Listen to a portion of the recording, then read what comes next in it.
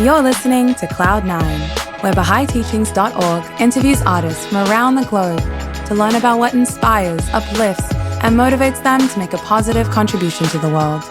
My name is Shadi Talui Wallace.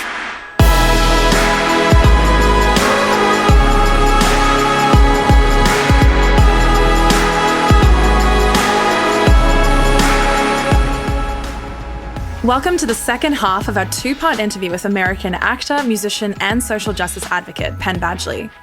In case you missed it, here is a quick recap of the first half of our two-part interview. You know, I wouldn't say currently that these roles counter my spiritual beliefs. What they are is representative of a materialistic culture, and they're interesting for us all because we live in such a materialistic age. And playing these roles and able to talk about them in a certain way where it encourages us to think about them, then I think it becomes interesting. So it all is like an allegory, it's all a metaphor, and that's actually what art is meant to be. Hopefully it encourages us all to reflect on ourselves. I mean, I was inside one of these detention centers, not at the border, but in Georgia, where I visited a woman named Vilma Carrillo. She was a Guatemalan immigrant. Unfortunately, I've never touched Vilma. I've never shaken her hand or hugged her because when we met, we were separated by a plexiglass barrier. At the same time that my show about this toxic white dude who actually puts women and people and men in cages, the parallel is actually so crazy intense. And, you know, and then it's painful to say because people don't want to use it, but then murdering them. I find this law or ordinance that we have in the Baha'i Faith of non-involvement in partisan politics, it is one of the hardest laws for me, but also one that constantly, continually is always just showering insight and wisdom. To hear more from part one of this interview, please visit BahaiTeachings.org or search for Cloud9 on your podcast or SoundCloud app. In the second half of this two-part interview, we learn about how Penn's life and career has been transformed since discovering the Baha'i Faith. We also gain insight into the work he's most passionate about and what his hopes and plans are for the future.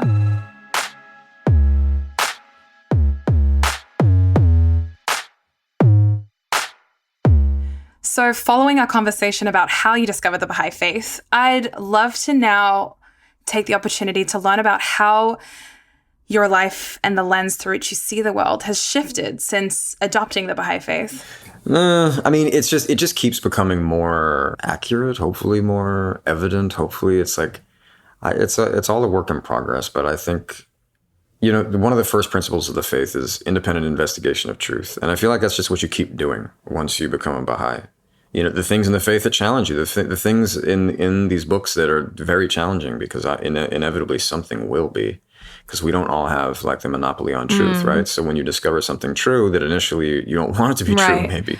The way I see it is that we're all kind of on this giant spectrum. Yeah. And we're all aware of our innate talents, our gifts, our capacities, our attributes that were given to us by the Creator. And we're all striving to be our ultimate best selves because we know that we can be. But that's a lifelong goal that we are all and journey that we're all on. Right. Yeah. And I mean, every indication from the Baha'i writings is that process never stops. Yeah. And also in the Baha'i writings, bringing it back to art, the founder of the Baha'i Faith, Baha'u'llah, has stated that the true worth of artists and craftsmen should be appreciated for they advance the affairs of mankind. So I'm wondering, how does such a responsibility specifically influence your own creative practice as an artist? Yeah, I think about that a lot. Not just the experience, because I think artists sometimes get really wrapped up in the purity of what they're making, but they forget that you're actually meant to be making this for other people too, and that there's a certain responsibility there. There needs to be a certain selflessness there. Also, I don't think of myself as an artist at the level I'm, well known and visible and all this stuff. It's not. I don't know. I don't think of myself really as an artist at that level. I think my spirit is that of an artist. But is it even responsible to be, I don't know, art, once it's received by other people, your artistic expression, once it's seen and experienced and explored by other people, it's like you have to just, I don't know, you're maybe not even as much a part of the process anymore. And then, of course, when you're making a television show, for instance, I mean, that's just like such high collaboration and compromise. You just, I mean, as an actor, it's like you didn't write the words, the clothes are not your own. You're not even really wearing your hair, you're not really yourself, and you're just sort of giving expression to what you understand about but the like role. not everyone can do that. Like I can't just go in front of a screen and pretend to be someone else that I'm not. It's a talent that you've been working and a craft that you've been working on your whole life and developing, and that in itself is an artistry. It is, and so that is an artistry. And I think, like, I guess what I was thinking about though is the difference between like the purity of just intimate artistic expression for yourself, which is almost more like prayer, that's more like prayer and meditation. And then it's like, but how do you take it out into the world? And that's different. That's going to be professional, and you're going to have to make compromises there. Right. know, and so I guess like the responsibility, I think about the, the social level moral responsibility of the way I'm bringing this content to life. And so I thought about that a lot with Joe. And, of course, my acting coach at one point, she was like, well, if you're worried about that, then you should just, it's like you can't control that. You shouldn't have taken the role. and I think in a lot of ways she's right. And then at the same time, like, I don't know, it's interesting to give expression to this stuff, even as I have felt so conflicted about it, and then invite people to talk about it and think about it differently. So, I don't know how to sum up that responsibility. Maybe we can come back in a couple of years' time and discuss your reflections. Sure, yeah, see what I've learned then. Yeah, exactly. Now, I want to take this opportunity to talk about the various community and capacity building initiatives that Baha'is around the world, including yourself, are currently engaged in. So these processes respond to Baha'u'llah's vision and teachings surrounding the unification of the world, the protection of our environment, and other issues surrounding social justice, such as gender and racial equality, economic prosperity, access to education, and the list goes on. Now, I know that you're heavily involved in some of these initiatives in your own home community and are just as passionate, if not more passionate about them as you are about your work as an artist. So I'd love to learn more about how your belief in Baha'u'llah and your work as an artist translates to the community building work that you're currently engaged in. Well, yeah, so I live in Brooklyn, although I've been having this really interesting experience where I live in LA right now. I live in Silver Lake. So my community is kind of both, or it's kind of here. Yeah, there's a pretty big Baha'i community in LA. There is, yeah. It's bigger than in New York. And I've made some really lovely friendships out here and deepened friendships that I've had for years, like one of my longest friends. And it's around one of these core activities that we engage in as Bahais that are community and capacity building.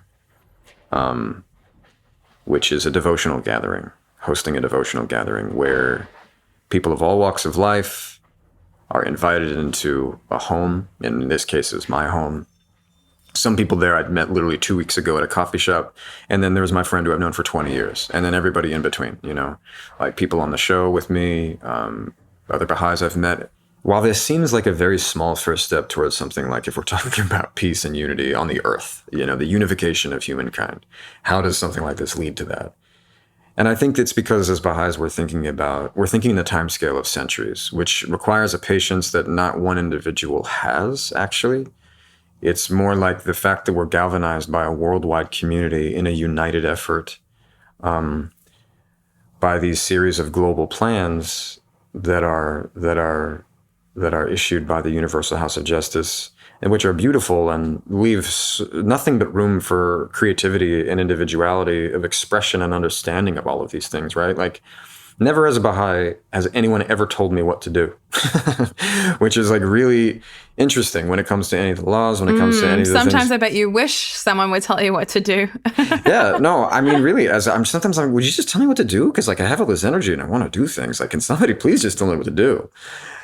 And I get a lot of meaningful smiles and inward sighs, and then suggestions that I should consult the writings myself. Right. And maybe we can pray together. And that's always lovely. But sometimes I laugh. Like, so I don't know. I mean, it's like my ability to even speak to any of these matters of social justice, when it comes to the equality of women and men, when it comes to racial equality, when it comes to, I don't know, anything I've spoken about on in press.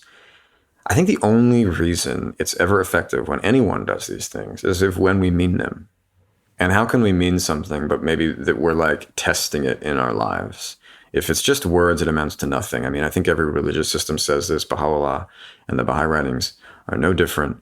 That, you know, words that end in words are fruitless. Like it's a barren tree. There's nothing, you know, you could have the best of intentions, but if you don't do anything with them, then like, you know, what good could any of it be for? So I think the fact that, I don't know, thinking about like I'm always inviting people into my home, people I don't initially know, you know, like, and they're men and women, they're black and white, and just, it's like all, you know, and why do I do that? I think sometimes people are a bit disarmed or maybe even alarmed. I know initially sometimes my wife was. She's like, you're famous and everybody wants to talk to you and you're inviting them into our home. Yeah, like who are all these people? Fair. That's a fair point. But, you know, it's been the basis of some of the most meaningful friendships I have now, you know, and it's also now enriching the friendships I've had for the longest. Like I say, my friend of 20 years. It starts, the way that I've approached it often starts with devotional gatherings, because then you find a sort of a point of unity that we can all sort of reflect on. Maybe it's from the Baha'i writings, maybe it's a spiritual concept. Maybe that day there's a lot of people who are struggling because of something we've seen in the news and people want to really talk about it. You know, the space is so different every time, and everybody really brings their soul's expression.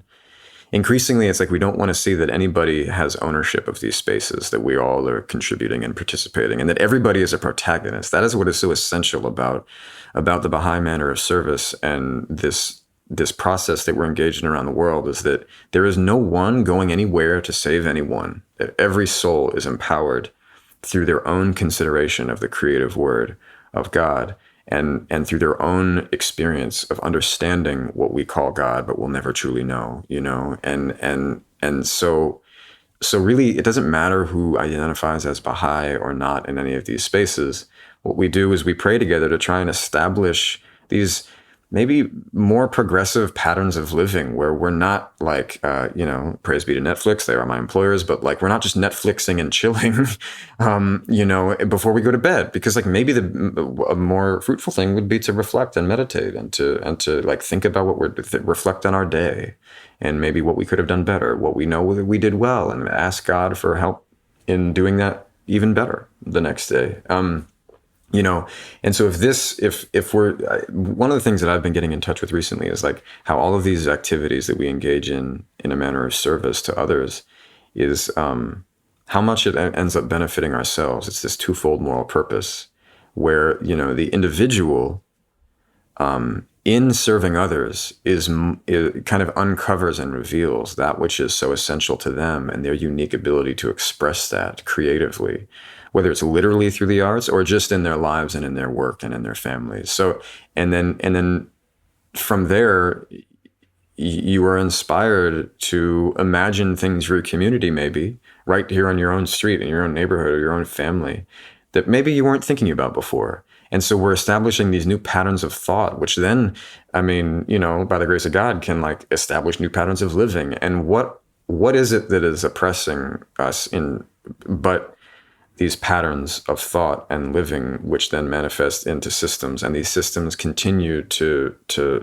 hold us in the prevalent patterns of thinking and living, so that we don't feel that we're able to speak to the person next to us on the train or the bus or in the Uber or, you know, at the cafe or whatever it might be. It's kind of like, to me, the imperative is that everybody begins seeing themselves as protagonists. I mean, that's my understanding of these community building activities and capacity building activities that we engage in around the world as Baha'is, and the purpose of the Baha'i writings, the purpose of God manifesting on earth through these divine educators and giving us anything to read at all, any message to consider, is that we come to know ourselves. I even think that's in the Quran. I know it's in the Baha'i writings, but that, like, you know, that knowing ourselves is equivalent to knowing God and vice versa. And right. and that's the process that we're engaged in initially. So it's very intimate and very personal.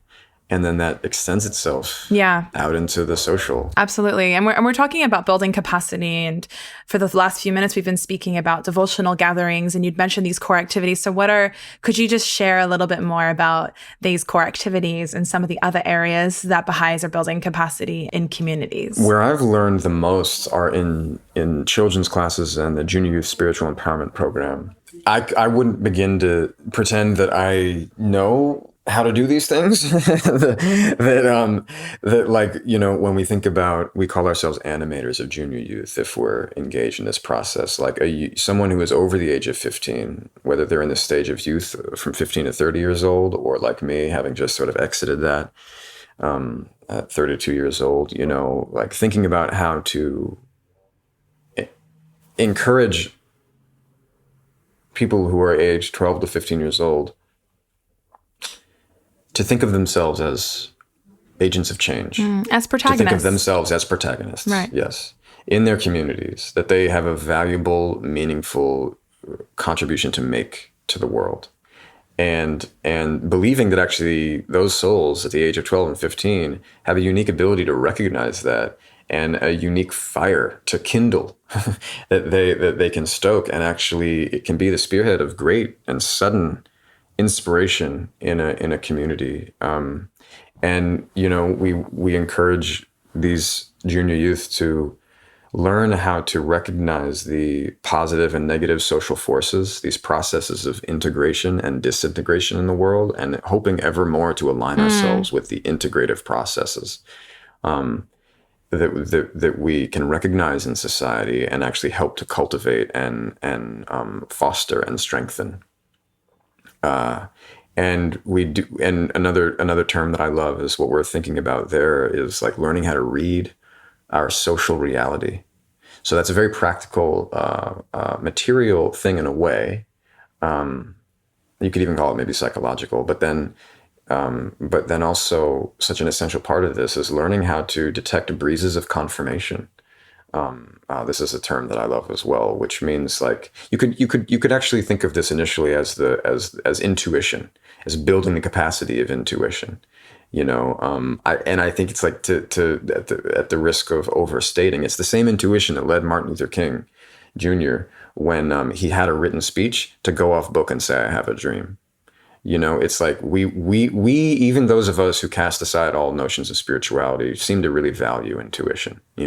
It's our feelings. It's a gut feeling, and you combine it with the rational mind and the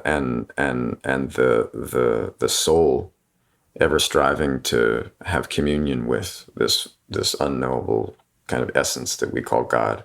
That all of this process altogether can result in like I don't know. It's the beginning of a great personal transformation, and if we can be thinking about this at 12 years old, yeah.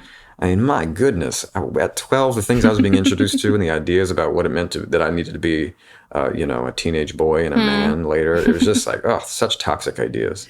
I know when we think about the perspective of wider society on this age group, it's quite negative. It's not very empowering. And we consider them as rebellious or compulsive or, kind of ignoring authority. But in fact, they're just trying to figure out what their skills and talents and capacities are and how they fit into society and how to create positive choices. And they're looking for guidance and they're looking for mentorship. What I've maybe been learning is that I think the reason that we characterize this period of youth that we call junior youth, this adolescent stage, if we characterize it as like a time of tumult and great pain and irrationality, I think it's because it's the first time we're coming into an awareness that our true identity, which is the identity of the soul, is being denied, just like point blank by everyone in our lives, more or less, certainly by society. Mm-hmm. And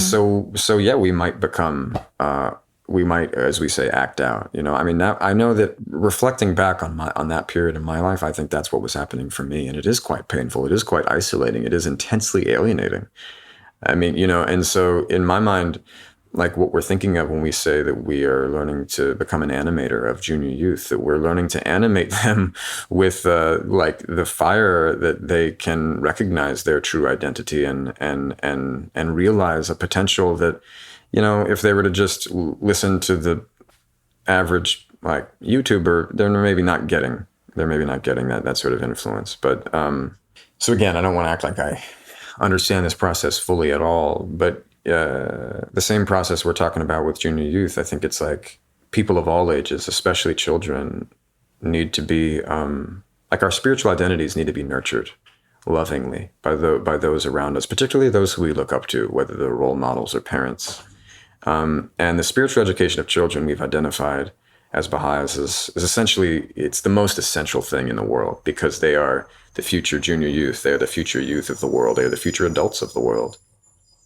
And because, you know, if God is real and anything that Baha'u'llah says is true, then we have souls, and we are souls primarily.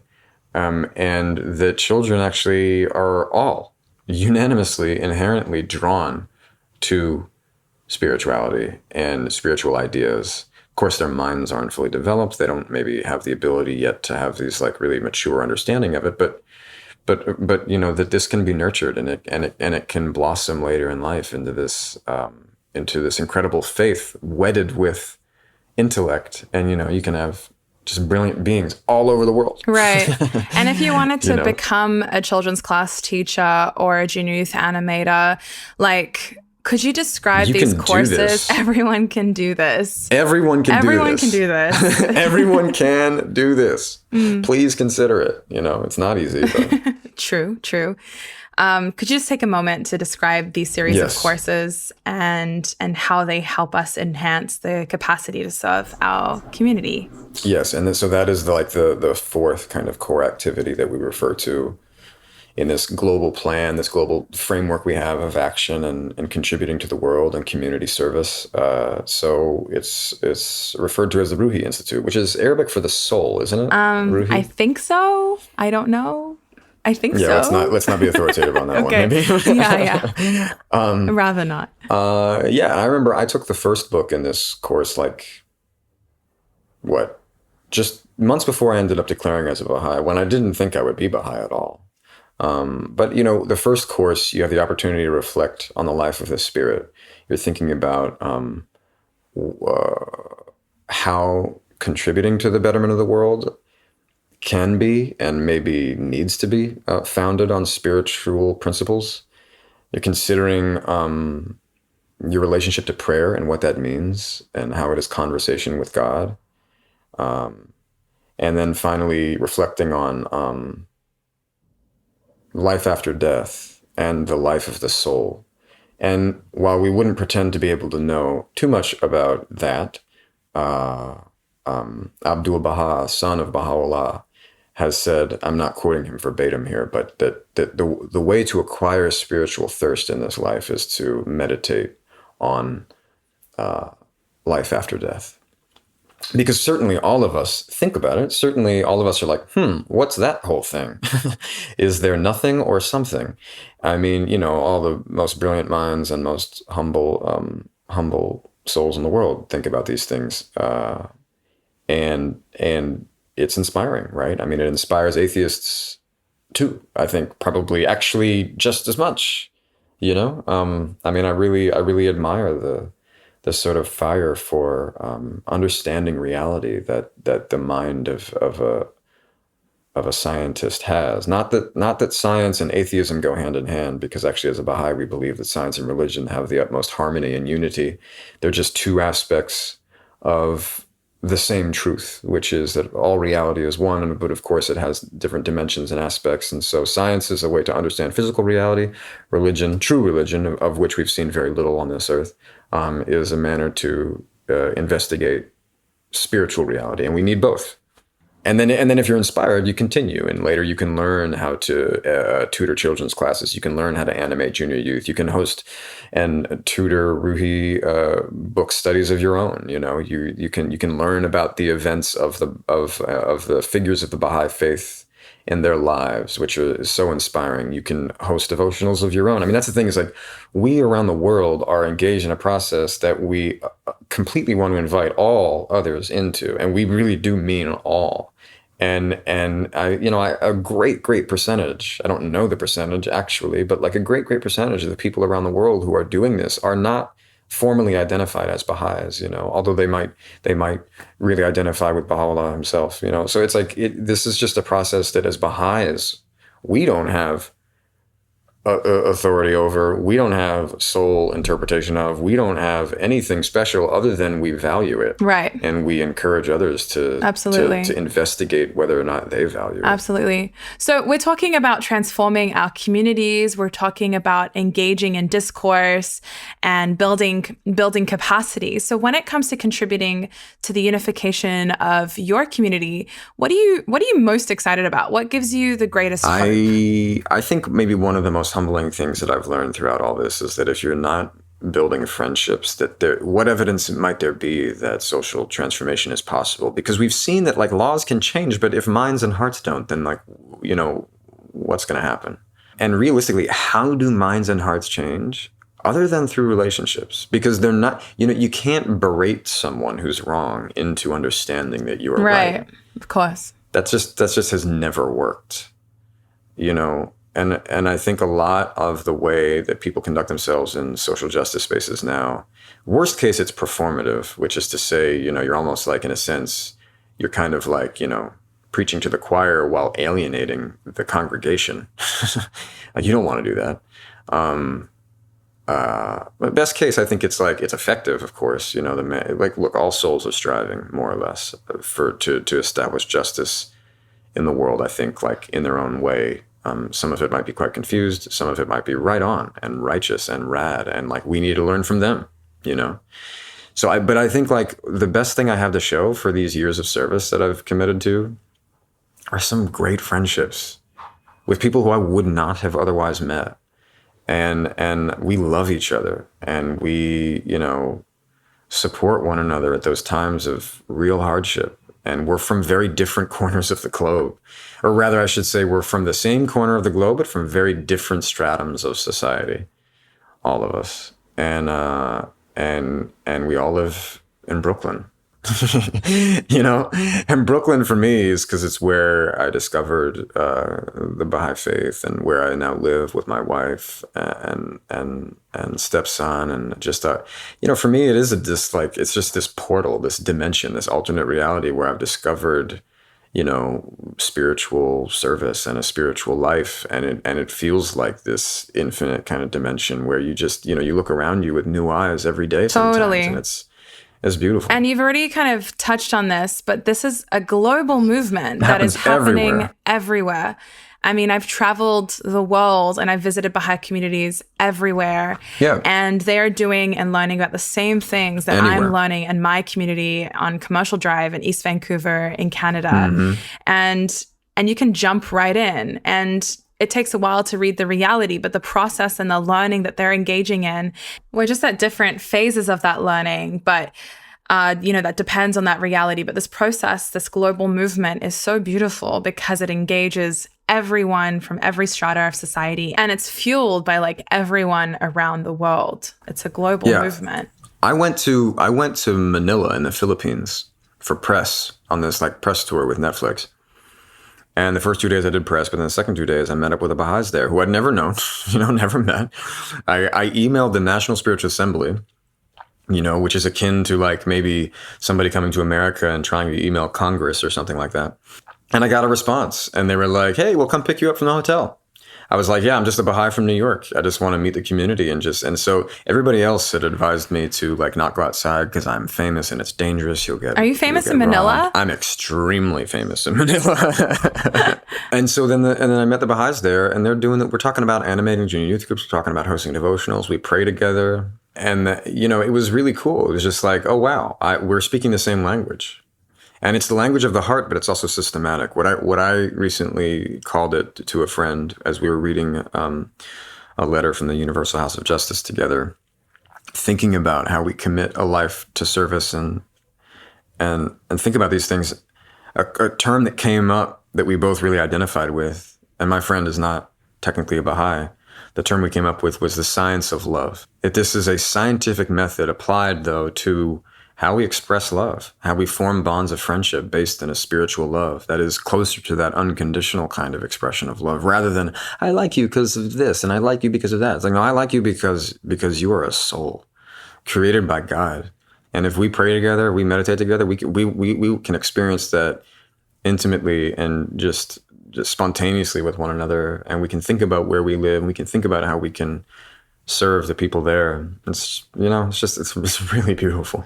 So I'm just curious personally, like how do your colleagues and how do people in the public respond when you tell them that you're a Bahai, or when you share some of these values and the beliefs and where they originate from? Are they stunned? Are they weirded out by it? Are they curious? Well, I think on one hand, as Baha'is, we think a lot about how others might experience our faith. And then, of course, we can't really be too concerned with it because we have to be authentic, right? So it's like, I'm not sure how it seems, but it does seem that when I share these ideas that they seem to resonate universally. That's how I was attracted to them. So I trust that process.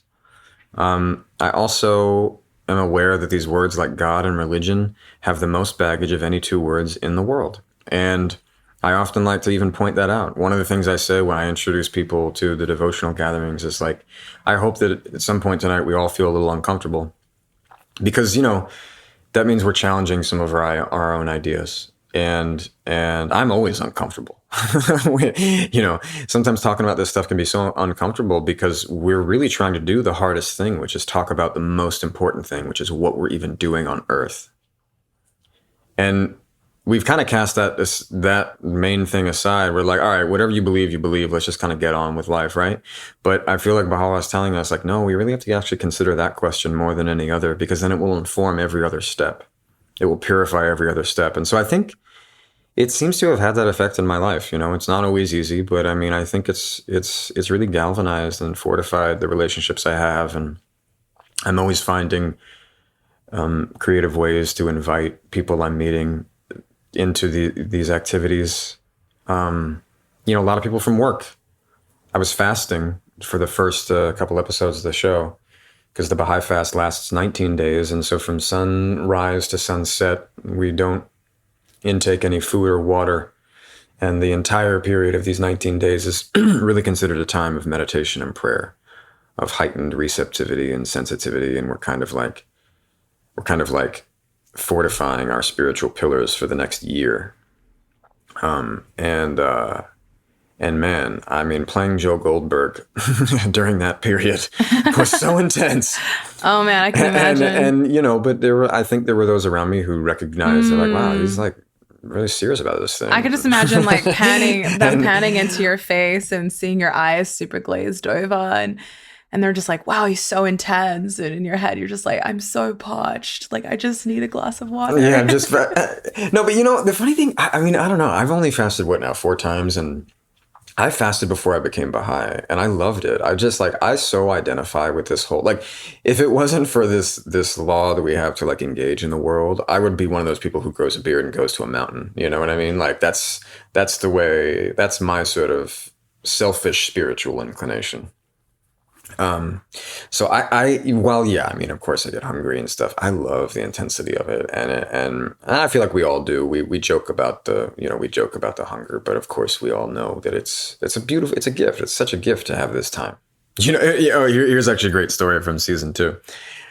One night I'm literally dismembering a prosthetic body that is covered in real human hair and fake blood, which is very sticky because it's full of sugar. So it's actually quite sweet. Ew. Gross. And it's, the middle of the fast. So I haven't broken fast yet because it's not sunset, and I'm cutting up this body. Right, of course. I mean, it's by the way, also, like, on a very sober note, I was having a deep experience thinking about the early believers who were executed and tortured. And, interesting. that I was spending all this time with these prosthetic limbs and blood. I mean, it was a deep, I actually almost kind of started to cry just now thinking about it because it was so profound. But anyway, I won't even go into that right now. but I'm covered in like fake blood, right? Which is very sticky. And so the human hair that is each individually applied to this giant prosthetic body, is coming off and sticking to my hands. Right. So I have this bright red sugary substance all over my forearms and hands, and hair. Whose hair? I don't know, but it was hair. and it stuck to my hands and fast breaks. And I asked the head of makeup. Her name is Amy. We developed a very close relationship because of all the fake blood we had to work with this season. Of course. And I said, Amy, you know I'm fasting. I ordinarily would not ask you or anyone to do this. But could you put a date in my mouth? No, you did not. Because my hands were disgusting. You're all about feminism and equality, and you're asking women to put dates in your mouth. What is this? I know. I was like, at least they're not grapes. Sure. I'm not. And then I actually, I think in the end she didn't. I think maybe I think I needed water first. But well, it was that's a really always the best experience. That's always the best way to break a fast. We're coming to the close of our episode with you, Penn. But I was just curious about what's next for you. I know you're really busy. Would love to learn about some of the other projects that you've got on the horizon. Is there anything that you're really curious about exploring? Is there a return to music? Well, so creatively, I think like as an actor, you're really only a vessel. You're really only an instrument. You're not the player. You're not the writer. You're not the director. You're not the editor even. So I think I'm thinking about how to create all forms of media, whether it's music or a television series, maybe even books. I don't know, but really just thinking about how to more seamlessly and directly kind of integrate sort of more or less everything we've been talking about into the themes of the projects that I'm a part of. Because I think the idea is like as we look at as Bahais, as we recognize these processes of disintegration and integration in society, we understand that like a lot of the world order as it exists, the existing social structures and institutions, they're going to continue disintegrating because they're hollowing out and they don't serve the oneness of humankind. They support division and prejudice in so many manners. So they are, as much as they try to reform or facilitate these other processes, they're just going to disintegrate. So as Baha'is, we're thinking about like, what are the processes of integration? How do we align ourselves with those, contribute to those, participate in those? And as a public artist, with some kind of platform and visibility, I'm thinking of like, how what does this mean? Because if I expect as an actor for projects to come along, they're gleaming and glowing with all this kind of spirituality and potential. I mean, that's just not going to happen. It's like like those things don't exist. Those obvious processes of integration when it comes to like spiritual themes and matters in like our art, in our mainstream media. Of course, that's not like super prevalent. I mean, at the same time, I wept during the first 3 minutes of the first of the new series of Star Wars because I was like, this is the story of the Baha'i Faith. Every good story, every story ever is one. It's all about spiritual transformation and forgiveness. You're not the first person to have said that. Yeah. It's not really my thing. But right. It's actually not my thing either. I was not a Star Wars person, but I saw it anyway. That's awesome. Yeah, absolutely. And so, while we do see all of these ideas inherent in storytelling, because frankly, storytelling is just, it's like you can't even, it's spiritual. It's like, it's invisible. We're making visible things that were previously invisible. It's so spiritual. But of course, how do we more overtly recognize that and then make it a really useful educational tool? I think, not to teach the Baha'i faith, but to just kind of like we're talking about all of these activities, it's like we just want to include all people in considering these things together. And if we believe these things to be true, it doesn't only apply to Baha'is at all. Like God loves us all. His chosen ones are all people of the earth, So what does that mean in terms of storytelling and music making? I mean, I think I think all Baha'is are thinking about that. And so I'm just in another one. And I'm hopefully going to be able to make some things. Amazing. Well, we can't wait to check in on you in a couple of years' time to see what you've been working on. But Penn, unfortunately, it's come to the end of our episode. We can't thank you enough for taking time out of your busy schedule to join us today on Cloud9. It's been such a pleasure to chat with you. Thank you for having me so much. Discuss some of these topics that you're extremely passionate about. And I'm really excited about your future. And I want to wish you all the best in your career as an artist and also in your services to humanity. Wow, that makes it all sound so much more important. Thank you so much. Thanks so really, much. It's humbling to be here, and I really enjoyed sharing. All the best.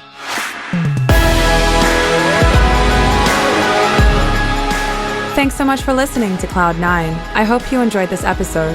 Feel free to check out BahaiTeachings.org, where you can find more Baha'i-inspired podcasts, videos, and articles.